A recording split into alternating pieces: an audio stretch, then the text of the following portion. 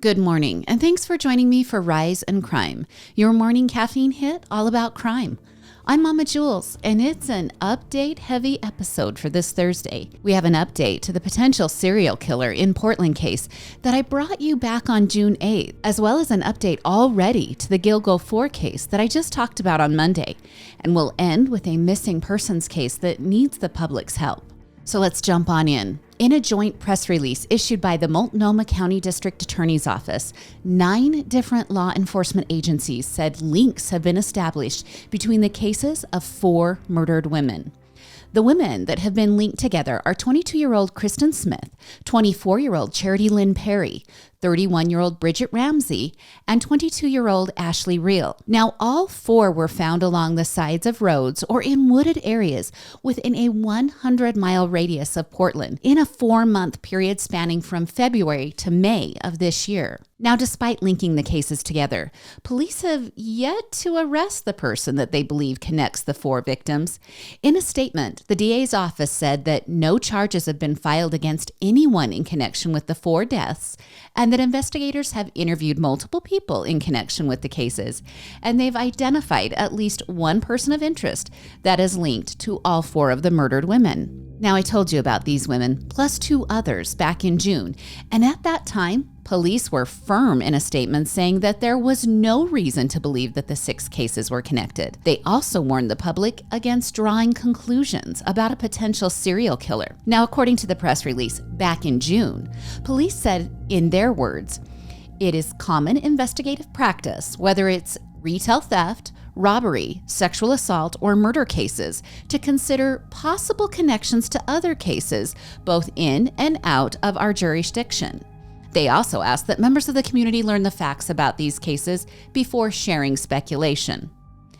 Now, in fact, Portland Police Sergeant Kevin Allen went as far as to say back in June the following: "When people on social media and in traditional media start speculating about a serial killer, that causes a lot of anxiety and fear in our community. And I ask that you only report the facts about these cases, certainly if we learn of an articulable danger."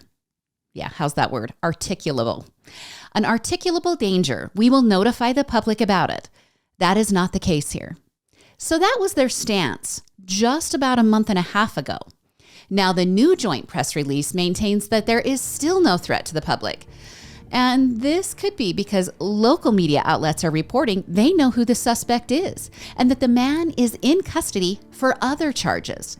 So here's how all of that went down, according to Yahoo News. 38-year-old Jesse Lee Calhoun has had multiple clashes with the law that included unauthorized use of a vehicle, assaulting a public safety officer, and first-degree burglary.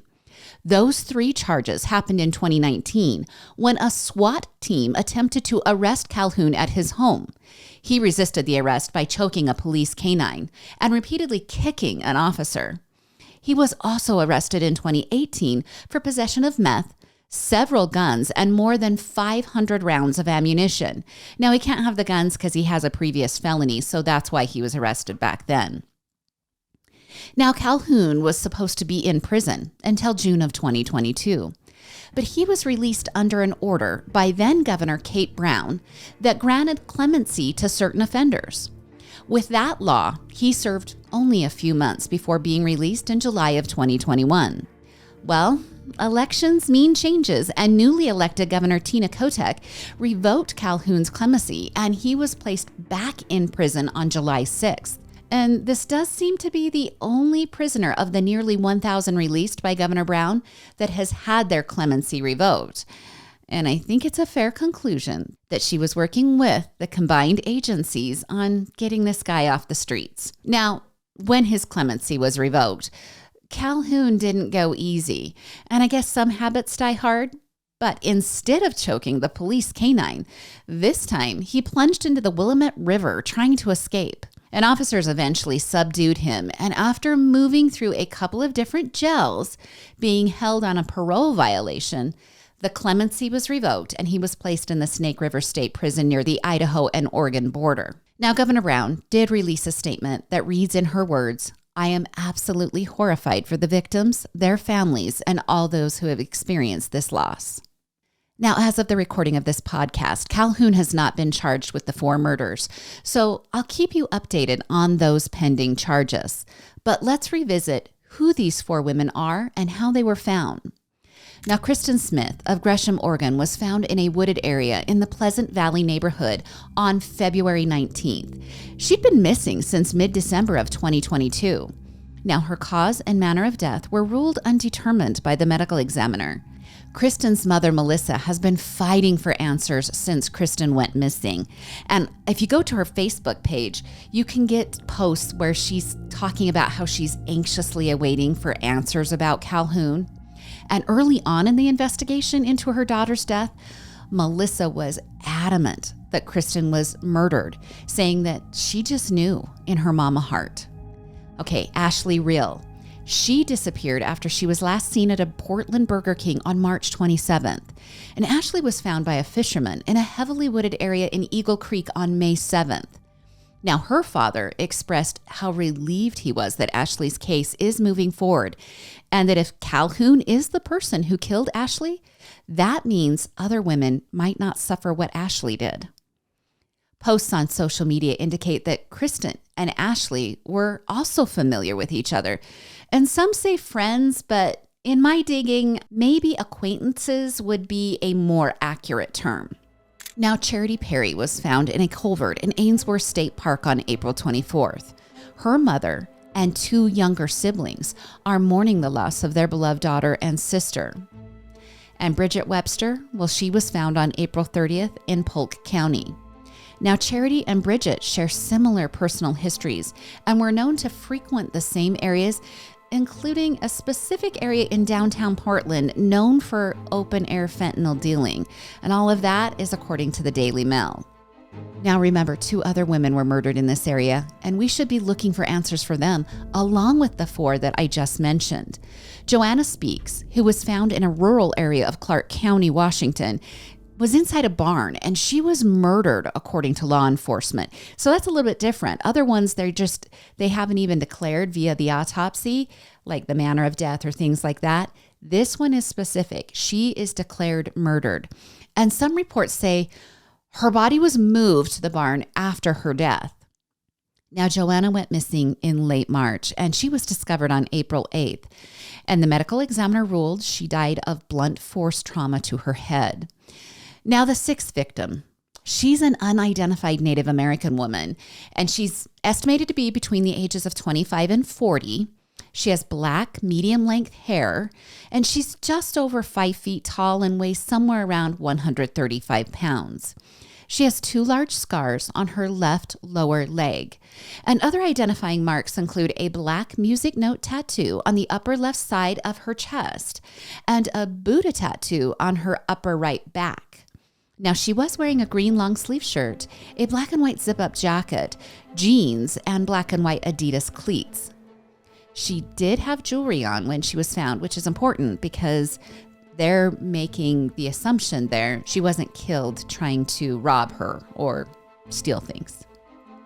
All right, so if you're listening and you know anything about Calhoun or the 4 murdered women he seems to be connected to, or if you know anything about the other 2 victims I just mentioned, you can contact police via crimestoppersoforegon.com. Now to the update of the murders of the Gilgo Four. And if you don't know the backstory of these 4 sex workers who were murdered in the years spanning 2007 to 2010, pause this episode. You can come back. Just pause this episode, go back to my last Rise in Crime episode and listen to the information about these 4 women and how police arrested Rex Heuermann for 3 of the 4 murders. It's a very detailed podcast, and I'll get you all caught up, and then I'll add these updates here.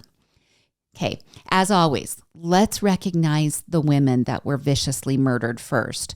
The Gilgo Four are Maureen Brainerd Barnes, Melissa Barthelemy, Megan Waterman, and Amber Lynn Costello. And since the arrest, police have expanded their searches from Midtown Manhattan and Massapequa to include South Carolina and Las Vegas. Okay, so why South Carolina? That's a little random. Well, that's because that is where Emerson had parked that green Chevy Avalanche that quite literally caused the avalanche of evidence to be collected on Emerson. Now, the truck was parked on property that Emerson had purchased 2 years ago. And that property is next door to some property his brother Craig owns. And Emerson was reportedly planning to retire there.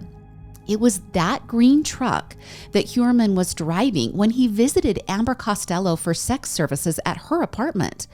Now, on that visit, Amber's trafficker ran a scam on Emerson, where Amber had collected the money for the services, and then the trafficker shows up acting like her boyfriend. And usually the man hiring Amber would, skedaddle out of there, and the trafficker gets the money without the services being performed. Well, they pulled this ruse on Emerson, and there was a witness who saw the truck he was driving. Now, Emerson then, allegedly via a burner phone, contacted Amber telling her she owed him one. Now, after scheduling the makeup visit, Amber went missing. Well, that green Chevy Avalanche is how police even began checking into Emerson, and also how they started to link the location of Emerson's cell phone to the same areas of the burner phones that scheduled the services with the 4 women. And okay, more about this South Carolina property. Neighbors are telling police that Emerson intended to buy as much property in the area as possible, potentially to run off all of the neighbors. And the current property is surrounded with no trespassing signs. All right, so we answered why South Carolina. Now, why Las Vegas? Well, Emerson owns a timeshare in Nevada City, and Las Vegas police are reviewing their unsolved crimes to see if Emerson should be investigated. Now, police have also been searching a storage unit in Amityville, but they've yet to release information about that search and what was found. All right, so what about the other 7 victims that were initially linked with the Gilgo Four and were dubbed the workings of the Long Island serial killer? Suffolk County District Attorney Ray Turney told ABC News that they are coming to an end of their initial investigation into the so-called Gilgo Four. He said they will prosecute those cases, and while they are doing that, they are going to continue to investigate the other murders. So it doesn't seem like they have ruled out the potential for Emerson's involvement in the Long Island murders, or maybe even murders in other states. And Brad Garrett, a former FBI profiler, told ABC News that Emerson fits the profile of a serial killer, leading a double life and appearing by all standards normal. Garrett said that these killers can do horrendous things like kill people, torture people, whatever it might be. And then they just go home where they feed their kids and they kiss their wives goodnight and their lives just go on. And it does seem that Emerson did just that. He was a longtime architect in Midtown Manhattan, and he was a husband and a father of 2. But at the same time, he allegedly signed up for online accounts using fictitious names to search for sex workers for dates or hookups. And in an appearance on Fox News on Monday, Suffolk County Police Commissioner Rodney Harrison said that Emerson had over 200 guns in his Massapequa Park home. And that's more than double the number for which he had permits. Harrison also said that when Emerson's family found out about the charges, they were shocked and even embarrassed and disgusted. Harrison said he believes the family did not know about his double life. Now, the FBI profiler, Brad Garrett, he did say, however, that Emerson might have changed some of his patterns after the Gilgo Four were found. So if there are additional murders that investigators believe Emerson is involved with, they could look very different in nature. Now, Emerson has entered a plea of not guilty via his attorney, Michael Brown. And in a statement on Monday afternoon, Brown said the following: "There is nothing about Mr. Emerson that would suggest that he is involved in these incidents. And while the government has decided to focus on him despite more significant and stronger leads, we are looking forward to defending him in a court of law before a fair and impartial jury of his peers." Now, as always, I'll keep you updated because we can guarantee more information will be coming out in this serial killer case. And now to this missing persons case out of Illinois. 32-year-old Joshua Amos from Granite City, Illinois, had a very typical phone conversation with his mother, Christina, on March 17th of this year. They talked about his 2 girls and what he planned on doing that upcoming weekend, because things were just kind of looking up for Josh. He had recently started a new job at Precoat Metals, and the pay was good despite the fact that he was working longer hours. And even though Josh and the mother of his 2 daughters that are 8 and 11 years old, so even though they aren't together anymore, they had worked through their relationship and they were getting pretty good at the co-parenting gig. Well, 2 days after the phone call with his mother, Josh and 3 friends went to Scarlett's Cabaret. That's a club in Washington Park, Illinois. Now, it was early in the morning on the 19th, and Josh and his friends hung out at that club until about 5 a.m. when Josh left the club. And security camera footage shows Josh leaving, and he walks through the parking lot and then exits the lot by himself. Now, his mom, Christina, says his friends went looking for him, but they couldn't find Josh after he'd gotten up and just walked away. Well, a few minutes later, Josh is spotted at the Jackie Joyner Kersey Center Metro Link. Now, this is a bus station. It's about a 5-minute walk from the dance club. And a bus driver told Christina that he had noticed Josh because he looked really cold and disoriented. I checked the weather for Granite City on March 19th, and it was about 22 degrees that early in the morning. So it makes perfect sense that Josh looked really cold. And the concerned driver, well, he helped Josh buy a bus pass since he was having some difficulty figuring out the machine. And the driver then helped Josh onto the bus, which was headed to the Emerson Park Metro Link. Now, at the Emerson Park Metro, you can board a train or a bus. There's more things there. And you can head on to your specified destinations. And cameras show that Josh seemingly was expected to board a train at 6:45 that morning, like he's waiting to get on the train. But the train arrives and Josh never gets on. Now, more security cameras show Josh walking through the parking lot away from the metro station. He is last spotted in the parking lot of EJ Motor Transports, which is actually about 5 minutes from the metro. And he isn't being followed. He's not being followed by a car. He's not being followed by someone else walking. And by this time, Josh is actually about 2 hours walking distance away from his home. So he was going in the wrong direction. After that camera footage, he vanishes. Now, Illinois State Police Trooper Josh Carando told Dateline that investigators have searched areas surrounding the club where Josh walked away from in Washington Park and the area around Lincoln Avenue and 17th Street. Now, the parking lot where Josh was last seen on security footage, they also searched that area. And he added that numerous tips of possible sightings of Joshua had been received, but none have been substantiated. Now, according to Trooper Carando, there is no evidence to suggest foul play is involved in Josh's disappearance. Josh's family have also conducted multiple searches. 5 different searches, in fact, have been done using the help of rescue dogs and cadaver dogs, but nothing has turned up there either. Now, I can hear you screaming about where is his cell phone? Has he made any calls? Well, Josh didn't even have his cell phone on him. He left the phone at his friend's house before even going out for the evening. There has also been no activity on his bank cards because I know you're asking that as well. All right. All leads have turned up nothing. And for a short time, Illinois State Police had closed the case. But last week, law enforcement, joined by dozens of community members, searched for Josh in the areas he visited in those early morning hours. As of now, there still is no new information that has been released to the public about that search. But his family, they're not giving up hope. Now, his mother made a plea for Josh to please call home, saying his girls need their dad. If you'd like to join in the efforts to locate Josh, you can review posts at the Facebook page Bring Josh Home. It has over 9,000 followers who have posted images and leads. And a $10,000 reward has been offered for any break in the case. Josh is 5'11", 190 pounds, and he has brown hair and brown eyes.